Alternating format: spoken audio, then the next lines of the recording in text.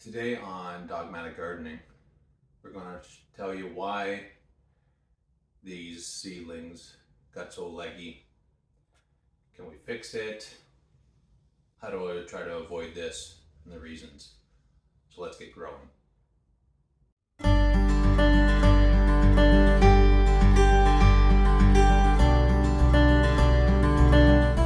First off, why did my spinach and Swiss chard seedlings get so leggy? Well, it's March right now, so in Canada we have what we call a March break. In the United States, I think they call it a spring break. And we decided to go away for a few days to the cottage. While we were gone, power flickered. And when the power flickers, it resets my timer. So what it looks like is this. So power you can turn on, and this little clock here, you can set it to on a timer that it can go on for 4, 6, 8. There's some of that even have timers for 12 hours at a time, and then they go off, and then they can go back on. Well, what happened is even a small little power flicker, power surge, or anything that comes through, it'll reset that. And then what happens when it resets it, it just remains off. So I had tin foil covering this whole thing. And you're talking now, I don't know when the power flickered, but if your seedlings have germinated, they're going to be stretching for some light.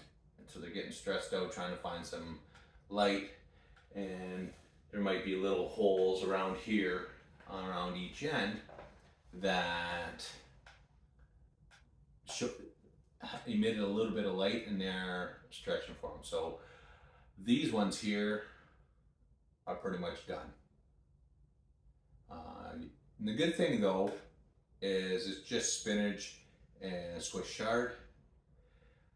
They germinated in less than 7 days. So within less than a week, they're going to be popping. So I'm just going to pull these out. I'll put new seeds in these ones, and then we're good. Now, the good thing is my white Boston and my curly leaf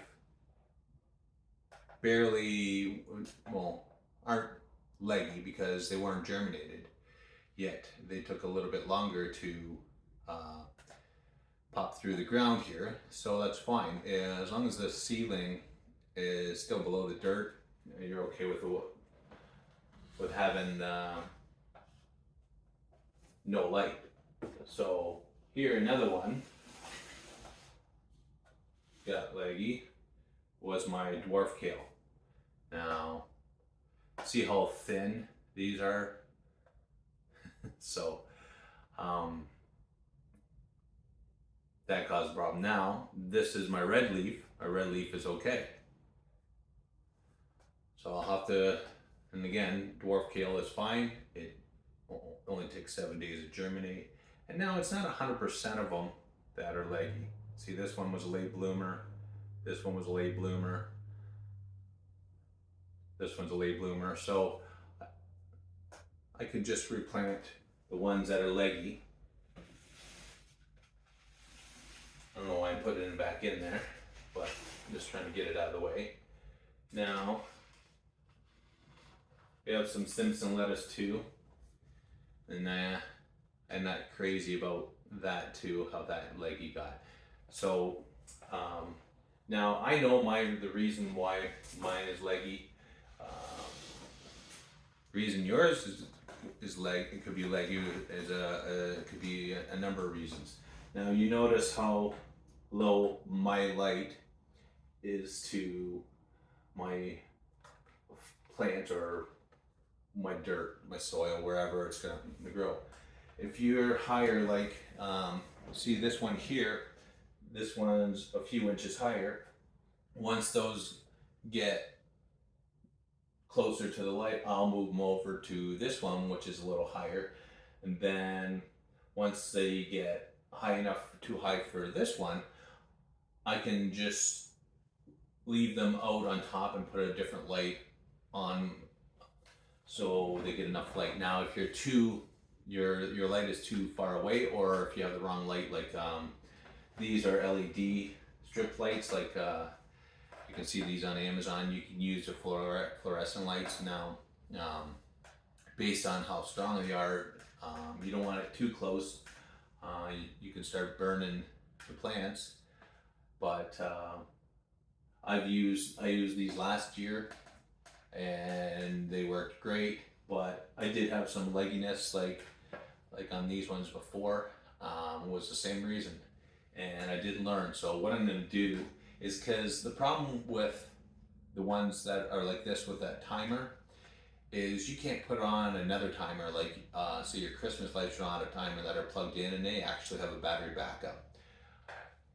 Those aren't ideal, because even if the power flickers or goes out, it's got a battery backup that's right there for you.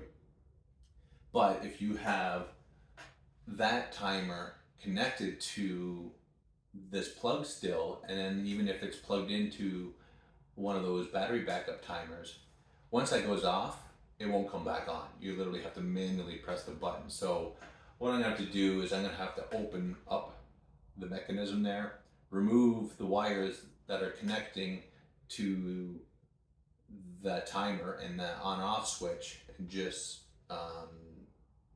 solder them together. So it's just like a one straight line, right? And then there'll be no interference between the actual plug-in timer with the battery backup and the lights. So I'm going to end up having to do that for all of these, because they're all like that. Unfortunately, I thought they were cool, and they are cool when they work, right? But any little thing, you go away for on vacation for a few days, and that happens, right? Now, if you don't ever go away during the week or during the winter, then maybe that's fine. But I noticed even while we're here, the power flickers, these are on. Well, now it's set. It resets. So if you had on set to go on every 6 hours, and it goes off for 6 hours and on for 6 hours off, so on and off every 6 hours, then the power goes out. Now it resets to just being off. Now you have to reset that timer again, right? So it's not a huge issue if you're always here, but when we go away, that could be an issue. So what I'm going to do is I'm going to kind of bypass that whole timer system and just use a battery backup timer that's plugged into the wall. So now I never use heat mats. Some people use heat mats. If you want to go all full force into a heat mat, you can look at other people's video for heat mats. But I keep it 20 degrees Celsius, 70 Fahrenheit in here, around there during the winter. That's plenty warm enough for things to germinate and get going. I never had any issues with my tomatoes, peppers, zucchini, squash, cantaloupe, watermelon, tomatoes, cucumbers, so everything that grew last year, I started in here, and it was perfectly fine. So you can do that with the heat mat. It can get leggy if your soil dries out. Watch that your soil doesn't dry out. Also, you want to introduce once your seed's starting to germinate. So now these are germinating. Now here's some red peppers. Almost to the point, almost leggy, not quite though. The second set of leaves hopefully will pop through, but you want to start introducing some wind. So it doesn't have to be no industrial fan. Like I got one here. Show you. I just got a little fan for your room. Now this is a floor model. So what I do is I don't need it on all day. This one actually has a timer. So I can put it for 1, 2, 4, or 8 hours of wind, and then I oscillate it so it goes back and forth, so it's not direct wind on it, right?